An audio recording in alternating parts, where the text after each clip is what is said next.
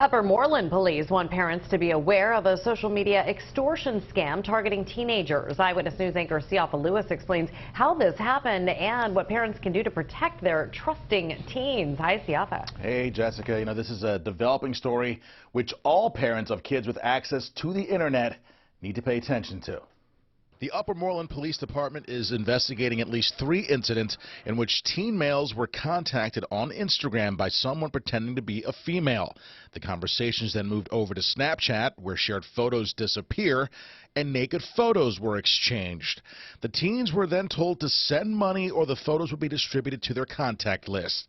The teens sent the money, but the photos were distributed anyway. It used to be more prevalent among women being extorted and being used in this way, and recently there's a sudden uptick in where juvenile boys... If you're wondering why boys are being targeted more and more by online pedophiles and scammers, it's simple. They tend to be more gullible in many ways, and once they're reeled in, there's the fear of exposure, and the extorters tend to be able to get more and more from them and just keep dragging them deeper into this horrifying situation. Now, this is the part where Alan shares some tips for parents to be proactive in preventing their kids from becoming prey. There's a couple things. Number one, awareness, what you guys are doing right now, getting the word out there.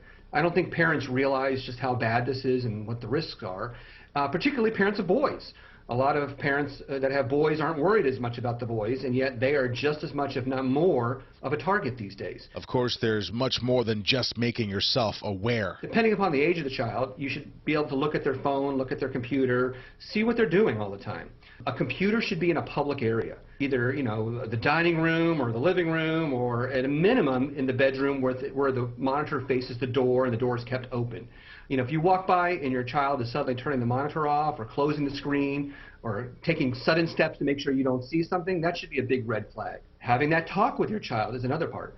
Warn them that these dangers are out there, that once you do something, exposing a picture of yourself or sharing information that you don't want out there, you can't take it back, and there's a lot of bad people that will take advantage of that don't seem like bad people at the time. And even if your kids don't have personal mobile devices, if they play console or computer games online, pay attention. Something important to note as well, even if they're not on social media, most games have chat features, and that's a very common way that these kids are being targeted. A very eye-opening and scary report.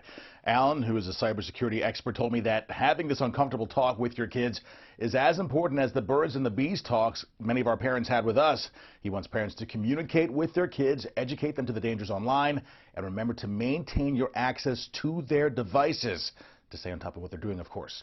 In the newsroom, Siafa Lewis, CBS 3, Eyewitness News. Okay, Siafa, thank you.